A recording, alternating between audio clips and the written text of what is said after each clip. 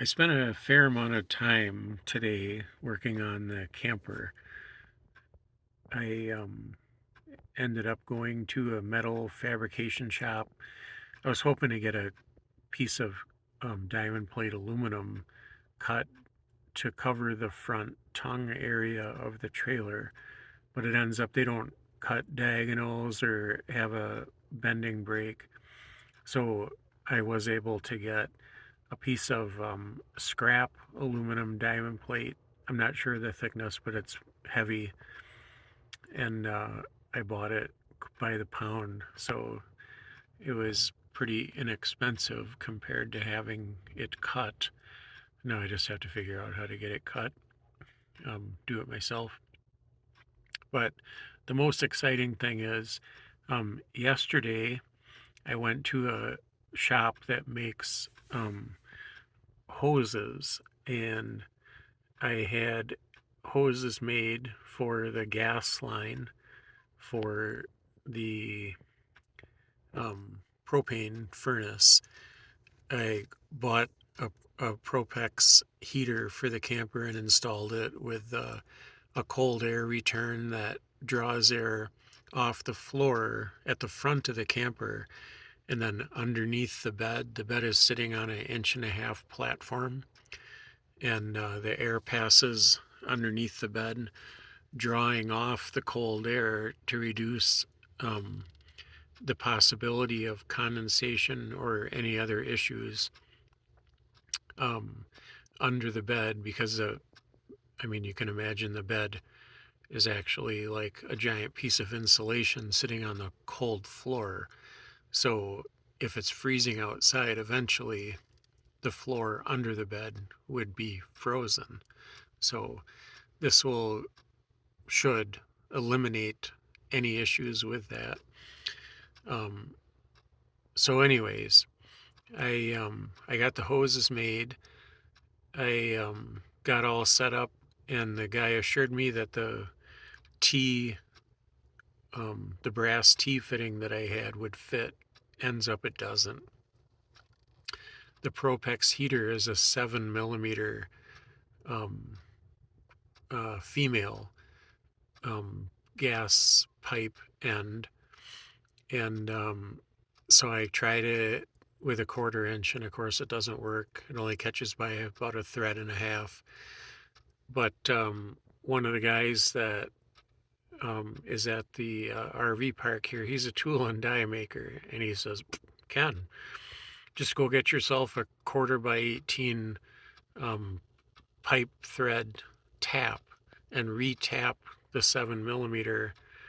There's plenty of metal um, to tap into it, and it should work fine. So I went to Harbor Freight today, and I bought. They didn't have it individually, but the cost was nothing really. So I bought a 3 size tap and die set, and it's 1/4 by 18 pipe thread.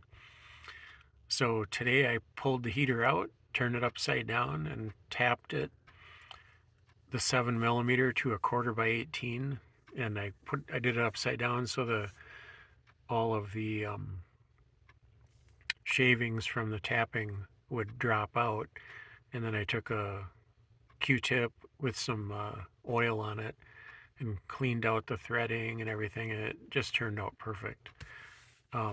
So then I put everything together, um, tested it for leaks. It's all fine. And so I came in the camper and turned it on, and I got heat.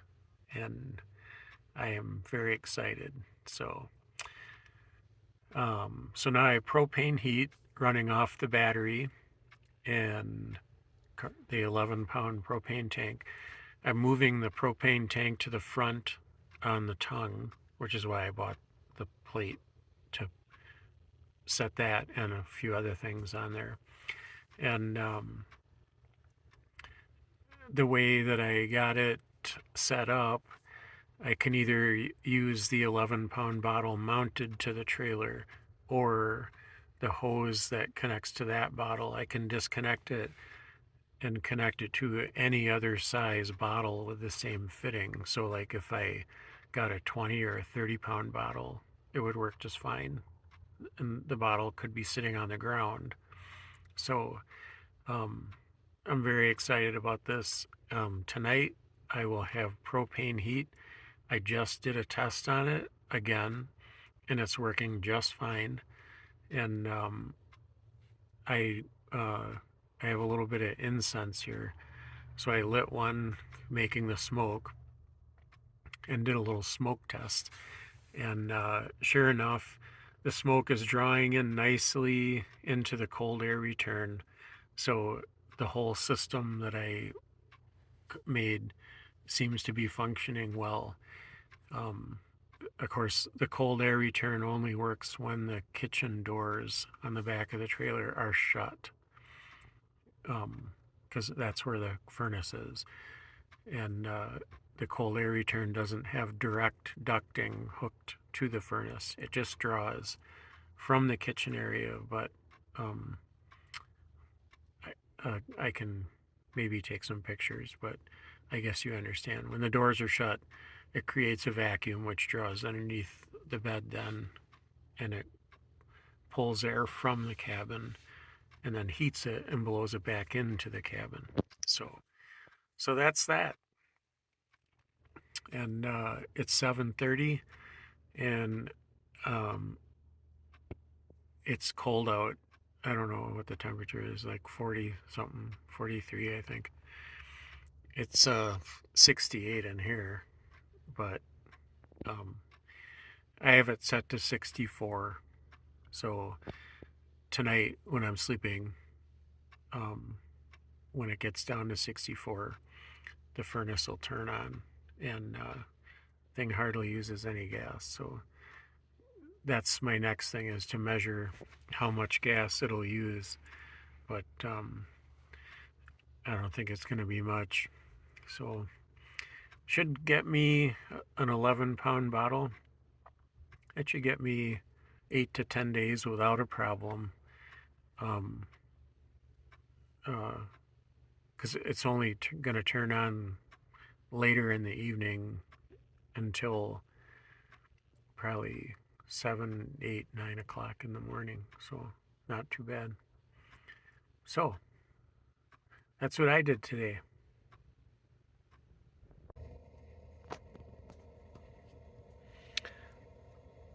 I hope you can see this.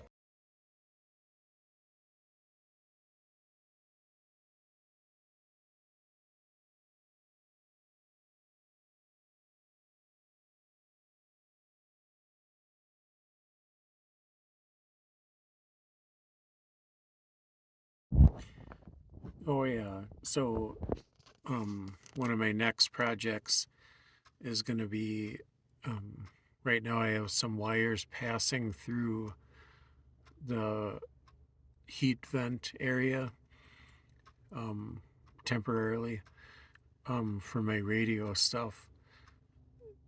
So I need to make a permanent pass through for power and antenna cables and stuff.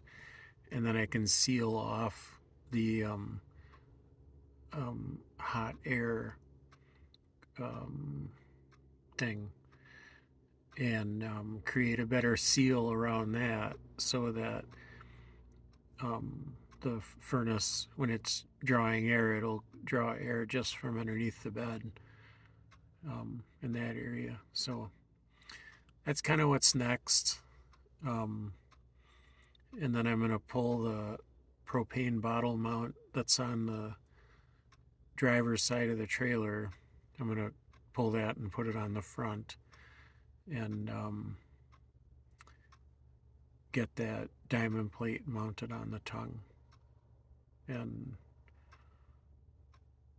then one last thing, I have to make a gland on the roof on the passenger side to pass my um, antenna coax cable through, because right now they just kind of go through the kitchen door area, have them at an angle so they're not getting damaged. But I got to make a permanent solution to that. So, but other than that, I am warm and I don't need to plug in. I don't think, um, so I have 200 watts of solar, 200 amp hours of battery, and the only thing that draws any real power is the refrigerator. But I can turn that up a little bit. Um, and then the furnace and the lights hardly draw anything at all. So, and I mounted red lights underneath, 4 red lights underneath the trailer, um, so that I can see when I'm stargazing and not interfere with night vision. And then I have one white light underneath the door that lights the area in front of the door but doesn't create the glare that the side wall mounted light makes. So I'm pretty happy with how this project has turned out, and only a few things left, but it's so far it's turned out really, really well. So